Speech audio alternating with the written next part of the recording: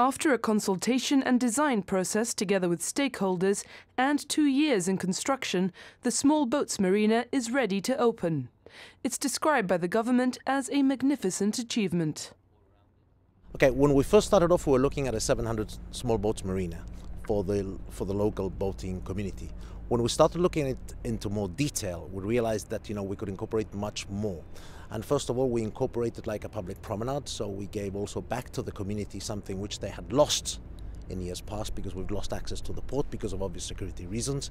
And then on top of that, it was a major investment, so we decided to bring into the formula something which generated revenue for the community as well.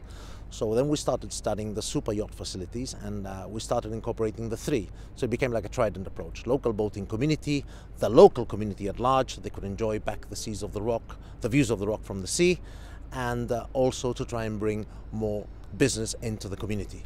We said we were going to build facilities for 700 berths. It's exactly what we've done with 400 6-meter berths, 300 8-meter berths, but we've gone beyond what we actually said we were going to do in terms of just the berthing facilities. For a long time, many people in Gibraltar have been complaining about access to the sea being lost as a result of developments. This gives a seat back to the community. We've created a facility that can be enjoyed by everyone, with a promenade and the wharf facility.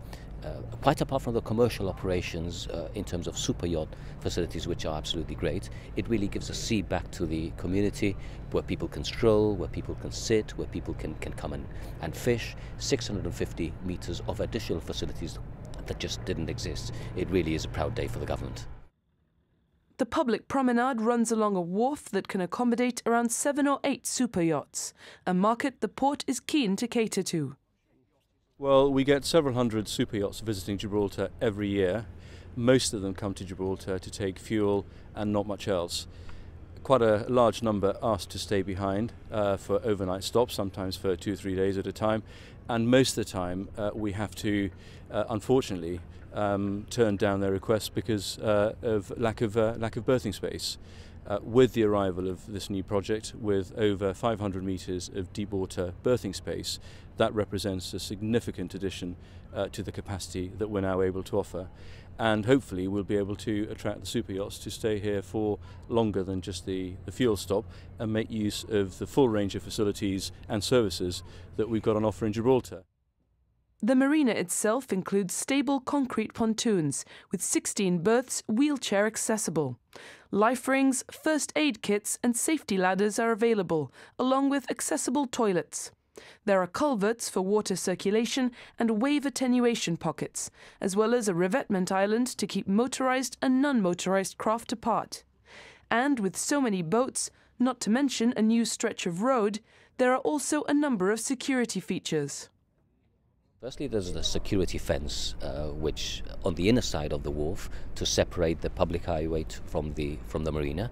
Access to the marina is strictly for berth holders and their families, people who are going to use those berths, and that will be controlled through an access system in each of the gates. There is a CCTV system throughout the wharf with the feed coming to the office of the marina, and therefore that can be monitored and that can be looked at in the event of anything happening.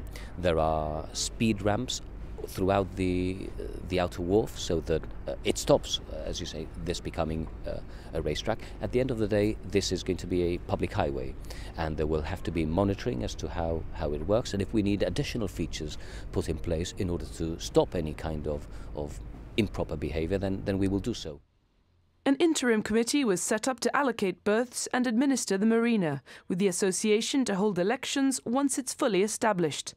Of the 700 berths, around 500 have already been allocated, ready for the marina's opening next Tuesday.